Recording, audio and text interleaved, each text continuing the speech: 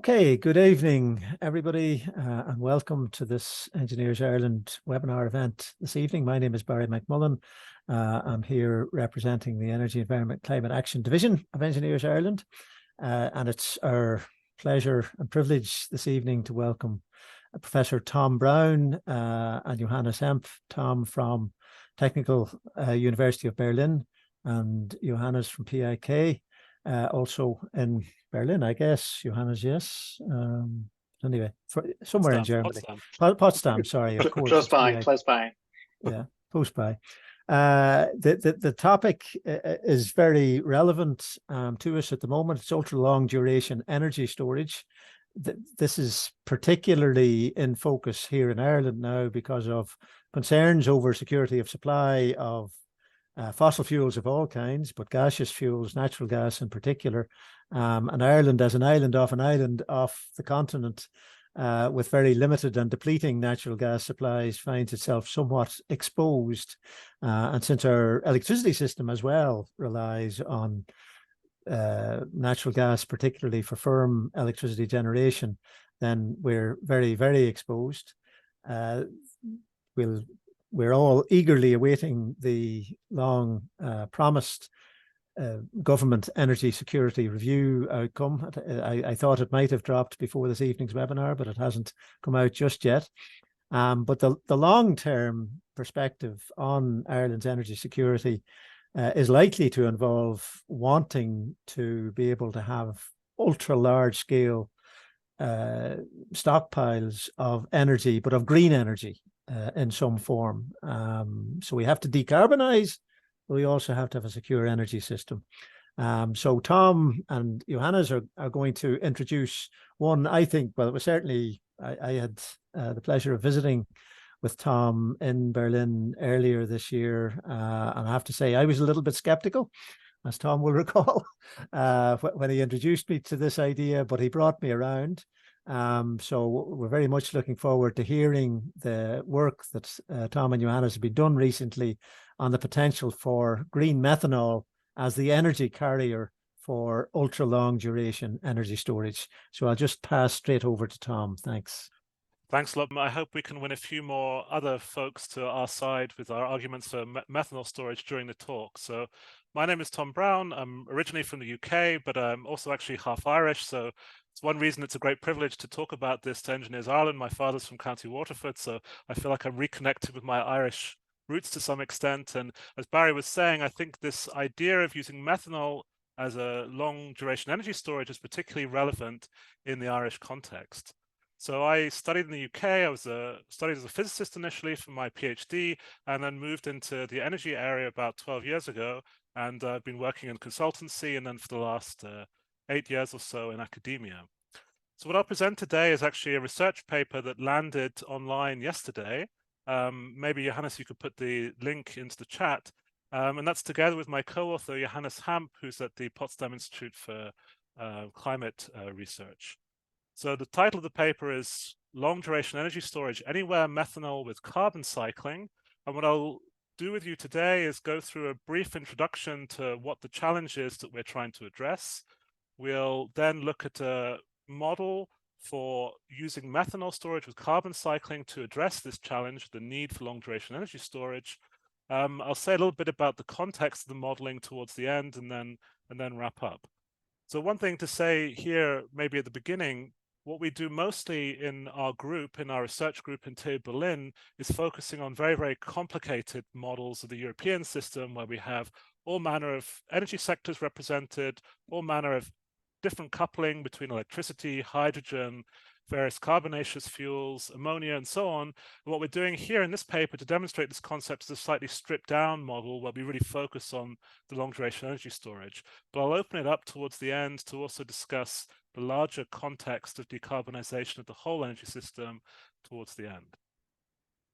So the challenge that we're trying to address with long duration energy storage is how to get through these long periods, particularly in the winter, when we don't have much solar generation and we also don't have very much wind generation. So you can see here, this is an example from Irish data normalized so that there's enough wind to cover the demand. But at the beginning of the week, we have an excess of wind feeding into the system. And then for this last week, we have one of these periods, multiple day periods with very, very low feed in. The question is, if we are on a route to decarbonization where we have lots and lots of wind and lots of solar, how do we get through these long periods when we don't have very much feed in? This is particularly exacerbated, of course, if we have a lot of electrified space heating in the system as well. So then we also have very high electricity demand coinciding with these difficult periods. So as I'm sure you're aware, there's a lot of different options for getting through these periods.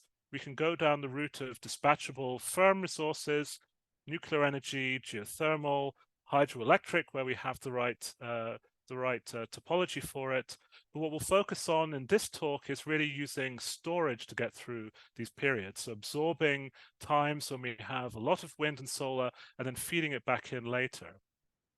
So most times when people hear storage, they leap immediately to batteries.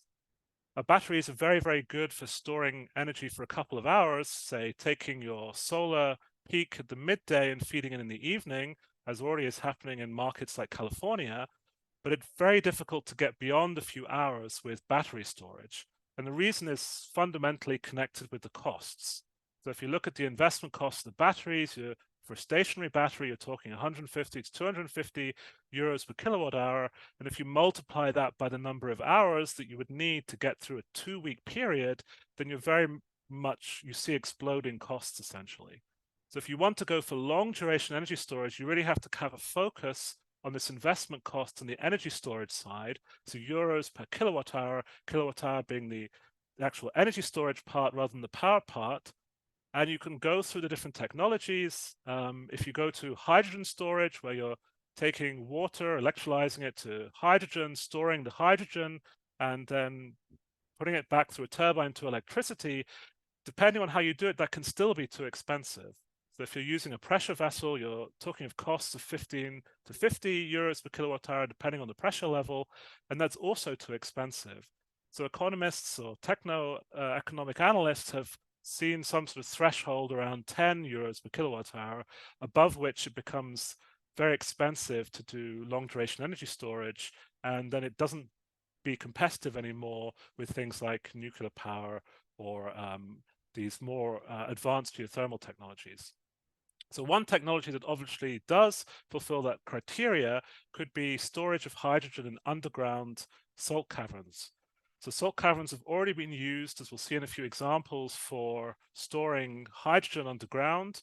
So you excavate the salt caverns, put the storage under the hydrogen underground, and then that is meeting this cost point for long duration energy storage. And I would say at the moment, it's the sort of dominant concept. If you look at what different countries, ministries, and governments are planning, and if you look in the research literature, there's a strong focus on hydrogen storage as a way to get through these long periods. So they also go by the German name Dunkelflaute for a long, dark period of low wind feed-in.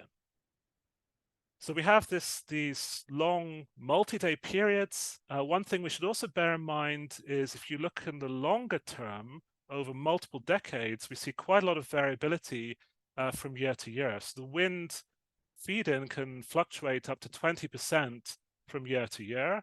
There are also these slower decadal patterns of wind feed-in, and we also need to be able to deal with those if we want to go to a deeply decarbonized system just with wind, solar, and storage. So we'd really create a new category here, which we call ultra long duration energy storage, which is going for these very long periods of multiple days, even doing interannual storage between different weather years. So as I said, the dominant concept here is hydrogen storage and solution mined salt caverns. So essentially, you have some salt deposits under the ground. They may be hundreds of meters thick, probably kilometers thick in places, and you excavate the salt by putting down water, dissolving the salt to get a brine, and then pumping the brine back out again, and then you've excavated your salt cavity. So you do this over a long period of time, takes like a year or more to excavate the salt cavern, and then you have a nice whole cavern under the ground which you can pump your storage in, and it seals very, very nicely.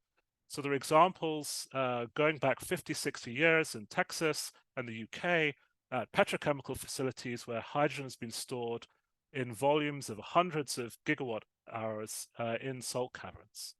So that's the concept. Obviously, you would be taking either existing hydrogen or natural gas salt caverns, but also building new ones as well to store the hydrogen in them. There are also other concepts where you go to depleted oil and gas fields or other kinds of porous rock, but those have not really been tested at large scale, and there are problems of contamination, also with microorganisms there. So a lot of the focus has been really on these solution mined salt caverns. So that's the storage side. We can also partially reuse some of the fossil gas infrastructure. If we can take pipelines that are already used for natural gas, we can repurpose them for hydrogen as well. So we could at least partially use both the storage infrastructure and the existing fossil gas infrastructure as well in this hydrogen concept. A lot of the designs, when looking at Europe, they also see we'd need to build additional pipelines, but one advantage that's sold is that we can also reuse the old natural gas infrastructure. So this idea is nice and is being pursued in many different countries, in the UK and Germany and elsewhere. One problem it runs into, if you look worldwide, is that it isn't easily applied everywhere. So what we're looking here at is the map of geological salt deposits. So these salt deposits have been laid down over geological periods when, for example, salty, briny water has evaporated because some sea has been closed off and become an inland sea and evaporated, like we see today in the Dead Sea. So you see here remnants of geological historical Tethys Sea here in the middle, and you see quite a lot of salt deposits in Northern Europe, patches of the US, but not very much in, say, South America, in Africa, in most of India, Southeast Asia, or East Asia. So the first problem we see with the salt cavern story is that the salt caverns are not available everywhere. Where they are available in particular countries, we see quite strong localization in particular regions. So if we look here at the Netherlands and Germany, we see salt deposits primarily in the north of the country. In the UK, it's kind of very particularly regional distribution. If we look at the island of Ireland, it's mostly in the northeast. And if we go down to Spain or France, it's also very localized. And that's exactly where we've seen the salt cavern gas storage is being built, where those geological salt deposits are. So in this case, we could definitely do the salt deposits, but we'd need some additional infrastructure, pipeline infrastructure to bring hydrogen to those regions where we have the salt deposits, or alternatively, we bring the electricity from where we have the renewables to the salt deposits, building extra transmission lines, for example, to do that, and then we do the electrolysis closer to the salt deposits. You see here in the US picture as well, again, very localized picture where we have those salt deposits. So to sum up on the hydrogen storage side, which is kind of our base case, this is the kind of case we want to test our ideas against. We have storing hydrogen in underground salt caverns is definitely very attractive, but has a series of disadvantages. One of them would be the salt deposits may be lacking completely in a particular country, or if they're localized in one particular region, they would require then quite large-scale transmission of power or hydrogen pipelines to get the renewable energy into those locations where we have the salt. And this is not small infrastructure. We're talking of transmission lines that come in gigawatt scale, lumpy infrastructure that has to be built. Ditto with the hydrogen pipelines. We also know that any hydrogen that leaks along the way from production to storage to usage could also be bad, both from an energy loss perspective, it adds costs, but also as we're learning over the last couple of years, it's an indirect greenhouse gas. So it has a greenhouse warming potential by prolonging the life of methane in the atmosphere. So it's an indirect effect, prolonging the methane, and methane is a direct greenhouse gas, creates this global warming potential, which is a couple of factors higher than CO2 itself. So the numbers there are a little bit uncertain, but it's higher than CO2 itself by several factors. What also comes with these very large caverns and also the transport infrastructure, whether it's pylons or the hydrogen pipelines themselves, well, obviously can be somewhat subject to local pushback. So we've seen instances of people protesting at building of salt cavern sites. They don't want to be located near to where this infrastructure is being built, both because of ground subsidence above, but also because of negative perceptions about hydrogen. Ditto with the hydrogen pipeline infrastructure. We do have some thousands of kilometers of hydrogen pipelines, relatively small diameter, already being in use. But if we have a very larger infrastructure, it's a little bit uncertain how that might be perceived by local groups. So given these issues, what we were interested to understand is how we could find other solutions. And what we see when we look at the decarbonization and we look not just at power, but the whole of the energy space, there's a couple of areas where it's hard to electrify. So the standard mantra of decarbonization is to decarbonize our electricity by building lots of solar, wind, batteries, maybe also nuclear power, and then electrifying as many other sectors as possible. This works well for land transport, for example, works well for space heating in many instances, also many areas of process heat needs in industry, but it runs into a couple of areas where it's very difficult when we're talking about actual materials, feedstocks like ammonia or chemicals industry. Then we don't have any direct use there. We really want to make ammonia, for example, with our green hydrogen, or make methanol to use it for making aromatics and olefins for the chemicals industry. There's really kind of no choice. And ditto, if we think about areas where we need dense fuels like long distance shipping or aviation, then there's also no real way around some kind of dense carbonaceous fuel or ammonia where we get the density for these very, very long distances. So we know that for these hard to decarbonize sectors, and the category of what's called hard to decarbonize is shrinking the whole time as we improve technologies and get more insights and more demonstration labs of new electrification technologies, we still have some of these sectors which we know we're going to need. So why don't we also use these hydrogen derivatives like ammonia and carbonaceous fuels instead for the storage? We're going to have these around in a decarbonized economy. We're going to have green ammonia. We'll probably have green methanol for shipping and for the chemical as a chemical feedstock. So why not also use these for the power sector? So we basically piggyback our backup power and maybe also district heating storage medium on the back of these hydrogen derivatives that we know already. So when I say carbonaceous fuels, I'm thinking of, for example, methanol, or also Fischer-Tropsch derivatives that have carbon in them. And the immediate question that people pose when you start talking about carbonaceous fuels is, that's all very nice, but where is the carbon going to come from? And if we look around the different parts of the economy, there's obviously fossil fuels. And if we're capturing the CO2 from the burning of fossil fuels and using them then for shipping, we have not closed the carbon cycle. We are still emitting that at the end. So if you want to make sure that your carbon source in that case is not contributing towards global warming, you're wanting to take that somehow from the air, either through a biomass route or direct air capture. And there we really have very limited volumes that we can really extract. If we look at biomass and we really restrict to the wastes and residues that don't have a high life cycle impact, then we're talking about a very limited amount of carbon there that we have available.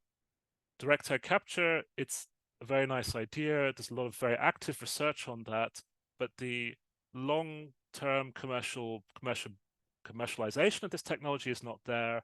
There's an announcement, I think, today by Climeworks. They're pushing back the point where they think they can get to low cost with this technology.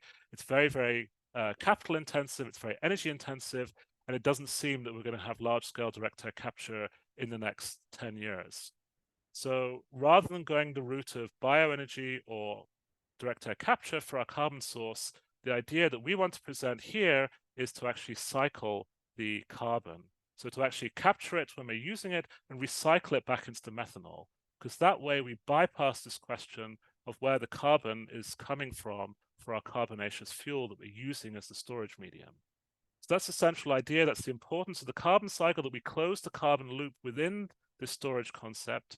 And we're using methanol storage because we know we need methanol anyway, and it's obviously a liquid, and it's then much easier to store and deal with than hydrogen. So here's a quick overview of the concept. We basically only are storing liquids. We're not storing gases anymore that would need underground storage to be economical. We're only storing liquids. Our main energy carrier now is methanol, and this diagram gives you a basic overview. So the diagram is a bit complicated, so I'll walk you through it slowly.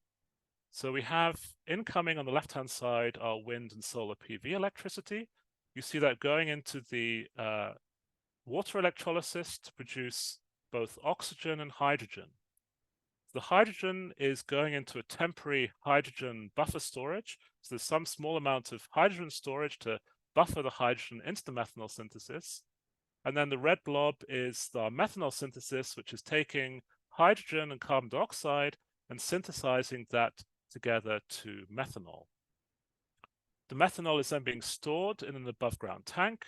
You say it's a liquid at ambient temperatures and pressures, so it can be stored relatively inexpensively above ground in above ground tanks, just like we do with crude oil and oil products today, that we can reuse some of that infrastructure. And then the methanol is then being used in times when we don't have lots of wind and solar inside an Allen cycle turbine. So the Allen cycle turbine we've chosen because it has a particular design. It combusts the methanol with pure oxygen using CO2 as a working fluid so that we only get carbon dioxide and water out as the combustion products. So it's a particular design of turbine that's already being demonstrated in Texas, but the main point here is that we're combusting the methanol in pure oxygen, and what we get out is a pure stream of carbon dioxide, also at high pressure. So we don't need to do any extra work to separate the CO2 as we would have to if we were combusting the methanol in air inside a standard combined cycle gas turbine, or standard gas turbine, for example. So this Allen cycle is a key part of the technology because we get this pure CO2 stream, which we don't have to do any extra work to extract the CO2. And so we cycle that CO2 back into our CO2 storage. We're storing that in this case as a liquid, again above ground, and then we can use that CO2 at some later point when we have abundant wind and solar for our methanol synthesis. And you'll see also the oxygen is also being stored from our electrolysis so that it's then available for the Allen cycle. So we really have closed the carbon loop. If you follow the carbon, it's going in a loop from the methanol into the Allen cycle, being captured from the exhaust of the Allen cycle, and then back down into the storage for further methanol synthesis. So we don't have to worry about sourcing some climate neutral source of carbon. So what you also see in the diagram, there are some trade-offs. It doesn't always make sense to fully store all of the CO2. We store about 90% of CO2 in the simulations and top up some CO2 with some direct air capture or biogenic. That's an economic trade-off that we make in the model, but we could run it as a completely closed source. It would just cost a little bit more. So that's the basic idea. There's a couple of things that you'll obviously notice here. We have an additional synthesis step going from the hydrogens to methanol, which will also have losses. So we have higher losses making our energy carrier. So while our electrolysis is about 68% efficient, referring to lower heating value, our methanol synthesis is just over 50% efficient. But on the other hand, we are also gaining in efficiency with the Allen cycle, which has, because of its design, a much higher efficiency than a regular combined cycle gas turbine. So the Allen cycle, when you don't have to do the air separation beforehand, can get up to 66% efficiency levels. So to some extent, the efficiency losses of the methanol synthesis are compensated by the higher efficiency of the Allen cycle turbine. So given this setup, I'll maybe talk you through a few properties of methanol and why it's very attractive as a storage. These tanks to store the methanol are an order of magnitude cheaper than underground hydrogen storage. A single 200,000 cubic meter tank, so that's 18 meters in diameter, 40 meters high, can store 880 gigawatt hours of methanol. So that's a lot of methanol. We're talking 4 or 5 salt caverns worth of energy stored in a regular above ground tank with an overground footprint of 100 meters by 100 meters. So So you could do a lot of these tanks without taking up very much surface area on the surface.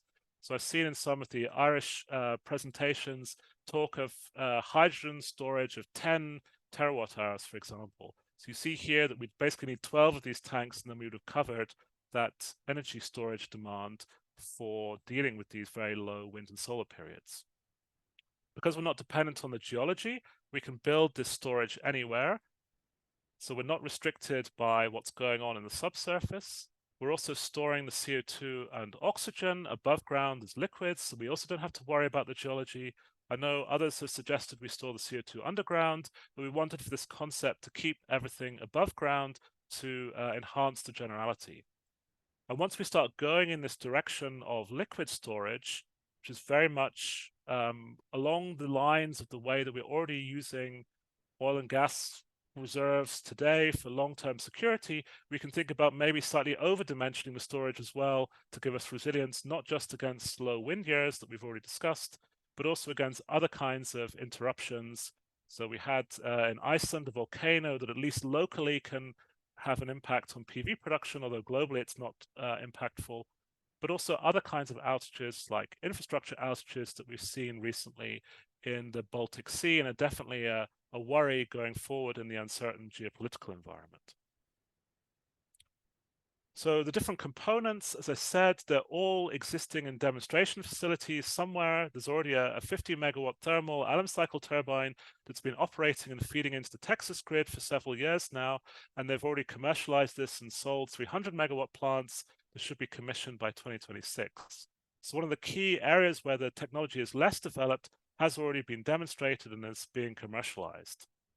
On the methanol synthesis side, there's already a facility producing renewable methanol in Iceland, producing around 4,000 tons per year of renewable methanol, where they're using green electricity and CO2 that's coming out of a geothermal plant. There's also dirty methanol that's being produced at megaton scale in China, for example, where they're gasifying coal and taking the syngas and then synthesizing methanol out of that. It's obviously not in any way greenhouse gas neutral, but shows at least the synthesis technology is well developed. Obviously, we're using CO2 in the Iceland example and our green example, which is different to using the syngas, but the technology for that is also pretty well developed. The technology is there, it's already at scale. So what we did for this study is basically we wanted to compare these different concepts. We're very much focused on this renewable use case where we have lots of wind, lots of solar. We also have batteries in the model that I'm going to show you that are picking up the daily variability of solar and taking power from the midday, for example, from solar energy and feeding it back in the evening. So that's taking care of the short duration storage, which is also important as we're buffering things into the methanol synthesis. And then we have one chemical energy carrier, and we vary that in the study. So we only have a very limited technology palette. It's very much a kind of stripped down power system model, so we can focus on the different long duration energy storage concepts. We want to capture all these different weather events, all these different low wind periods, low solar periods, and the interannual variability. So we actually go hourly over 71 years of historical weather data that's been made available by the meteorologists. And I'll show you examples for Germany, Spain, and the UK, and then also show you Ireland, France, and Sweden afterwards. So the first scenario we have our energy carrier is hydrogen in pressure vessels. That's done above ground in steel pressure vessels, so that can also be done anywhere. That's a sort of worst case. Then we have the competing concept of hydrogen storage underground in salt caverns, but there we expect a much better cost profile because the salt cavern storage on a per kilowatt hour basis is much lower cost. There we have a round trip of around 38%. So let's say on the cost assumptions, we're taking various assumptions, both on the costs and the efficiencies, mostly from the Danish Energy Agency, forecast for 2030. So we have a 68% efficient electrolysis, and then putting that through a CCGT, combined cycle gas turbine, with 58% efficiency and various losses from the compression going into that round trip number. Then we have two methanol variants, the one where we do cycle the carbon using the alum cycle. So we have the methanol being combusted in the alum cycle, the pure CO2 stream being captured and then cycled back into the methanol synthesis. The CCU is carbon capture and usage, all done in storage and above tanks. CO2 captured from the alum cycle, and we get their round trip efficiency, which is lower than the hydrogen salt cavern, but still not too shabby at 35%. There, the losses from the synthesis are being compensated by the higher efficiency of the alum cycle. Finally, as an also interesting test case, we do an example where we don't capture the CO2 and we don't cycle the CO2 back into the synthesis. So here we actually just create the methanol from using CO2 that's sourced either from direct air capture or from biogenic sources. So again, the methanol is stored above ground, but we feed it then into a combined cycle gas turbine. We let the CO2 go, but we make sure that the CO2 used for the synthesis is sustainably sourced either from some biogenic source, which I'll go into a bit later, or from direct air capture. And for the costs, we've used direct air capture.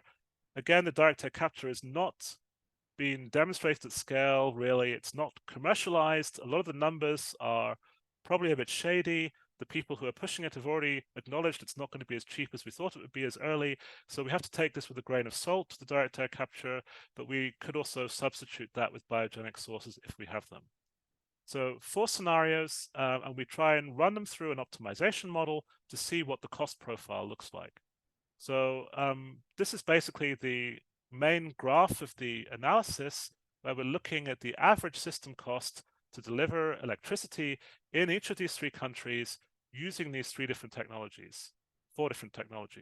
So in each case, we are relying on wind and solar for our primary energy. That's the blue and the yellow at the bottom. That's making up the bulk of the cost in all cases. We have battery storage in gray, which is always being used, especially to buffer the solar and to buffer both of them into the methanol synthesis. And then on top, we have the various costs of the energy carriers. So what you see is obviously an electrolyzer is playing a role in all 4 scenarios because the hydrogen in all 4 cases is coming from water electrolysis. And then depending on the scenario in each of those 4 cases, in the pressure vessel case, if we take the left-hand example of the UK, then we have a lot of costs coming from those expensive pressure vessels. So I said they're between 15 and 50 euros per kilowatt hour, and they really destroy the economic case for above ground hydrogen storage because of that large expense. You see there the large expense to the hydrogen pressure vessels. Because the storage is so expensive, we're also overbuilding wind and solar and curtailing it to guarantee a smooth feed-in. So we're really excess building wind and solar and curtailing it most of the time to take account of the fact that we don't have that volume of storage in the pressure vessels.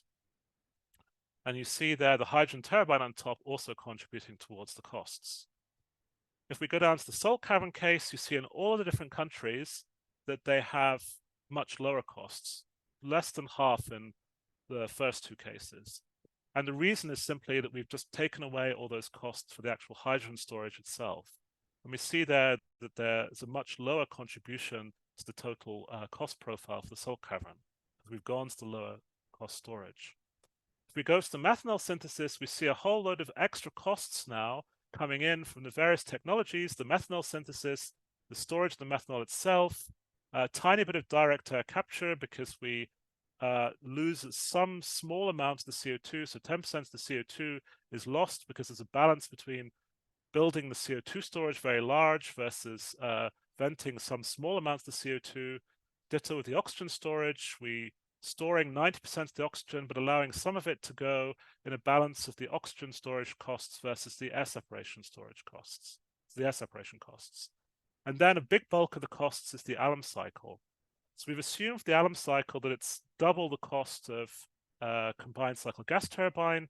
That's what the literature has recommended. Net Power, who built the demonstration plant in Texas, reckons that we could easily reach parity cost for the CCGT. So we've been somewhat conservative there, assuming that it's double the cost. Until it's fully commercialized and we've gone through n iterations, we won't know the true cost, but we've played it a bit conservative here. And you see that those extra costs in the alum cycle are contributing to making it more expensive than the salt cavern costs. So we're talking around 16 to 20% more expensive than hydrogen and salt caverns.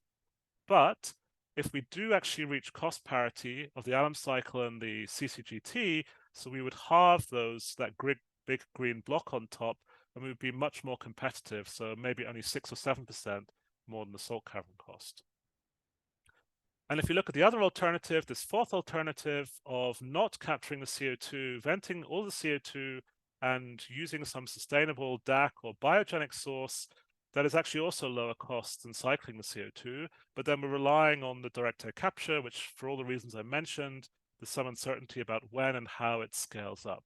So we see in that case, it's also slightly lower cost, but the main thing to take away here is that all of these three options are lower cost than the hydrogen and pressure vessels. And if you have to go down a route where you don't have access to salt caverns, then the methanol route is looking like the most competitive source because we've removed this salt cavern option. So it's definitely a cheaper option than going down the hydrogen pressure vessel route. So we see methanol as attractive. It's not a complete winner, but in certain particular circumstances, in certain particular regions, it should be quite attractive. So we ran in the appendix a few results also for Ireland, for France and Sweden.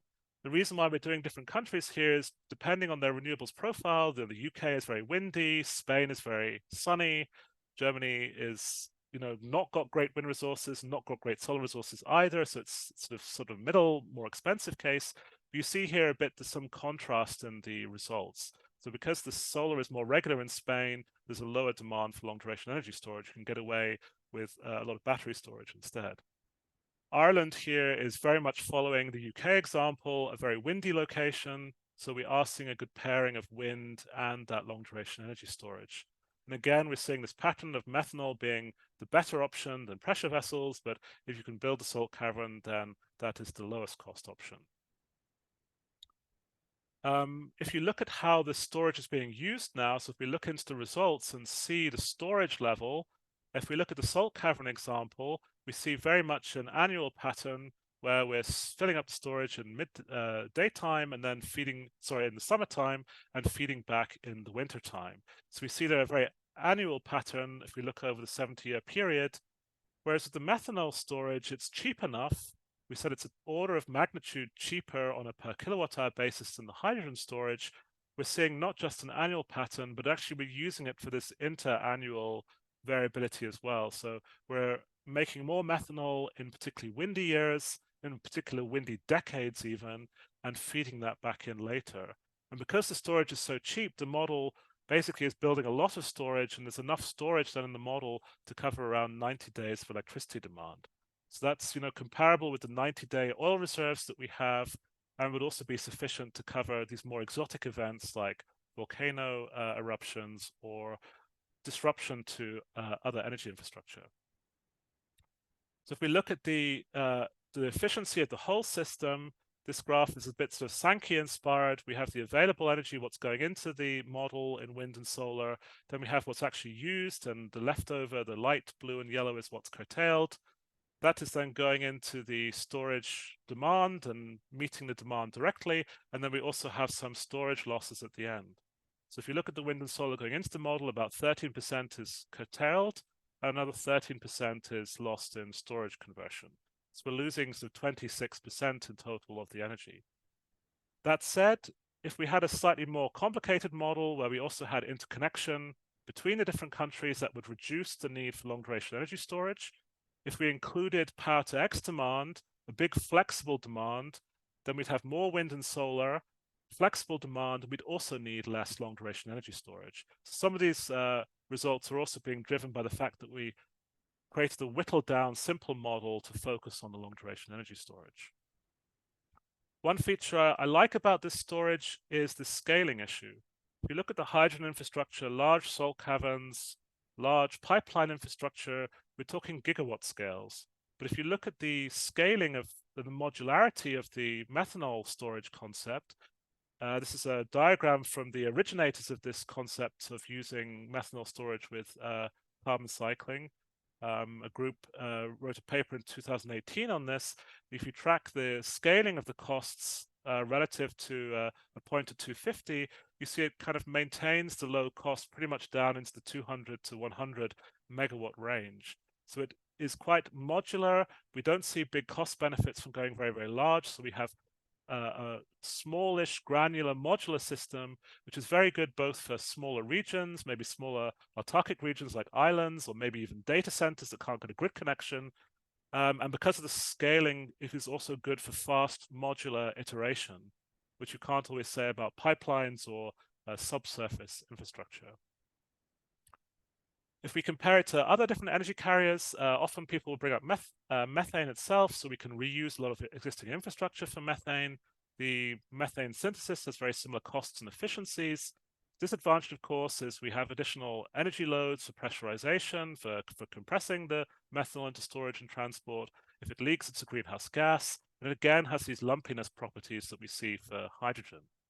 Ammonia avoids these issues of carbon cycles, but itself is more toxic. In room temperature and pressure, it's a gas, so we need to either put it under pressure or store it cold. And because it's so toxic, the storage and transport is very highly regulated. The pure ammonia turbines have very low technological readiness, and any nitrogen emissions there that are emitted will have to be mitigated, which again adds cost and energetic burden. Liquid hydrogen needs constant cooling power to keep recooling the boil off. Again, that demand, that constant energy demand, makes it less attractive for these long duration periods. LOHC is also somewhat similar to the methanol storage, but the medium itself is more expensive, and again, the TRL is lower. There are some advantages. We can use the waste heat for the dehydrogenation, so there's some advantages there, but in most cases, we think the advantage lies with methanol. We did quite a lot of sensitivity analysis. I see I'm not doing so well in time, so I'll maybe just accelerate a bit. We did some sensitivity where we reduced the cost of the alum to parity, and you see there it really makes a big difference in the costs. If the direct air capture is more expensive, that also impacts the costs. The flexibility of the methanol synthesis is quite important. Flexible methanol synthesis, when it's run in China, for example, is run pretty much flat out. We'd have to be running it on a more flexible basis. There's some initial experience at some renewable methanol plants already, and that shows that it is actually quite flexible. But we did some sensitivity on the flexibility to different part loads, different ramping rates. It has some impact, but it's quite a low impact, simply because if the methanol is a bit more expensive and we're only providing 10% of the electricity with methanol, it doesn't have such a big impact. The biogenic source could be, for example, biogas. So we have in biogas a lot of extra CO2, so somewhere between 40 and 50% of the volumetric composition of biogas is CO2, would be an interesting source for the methanol synthesis. We could also go the full hog and reform the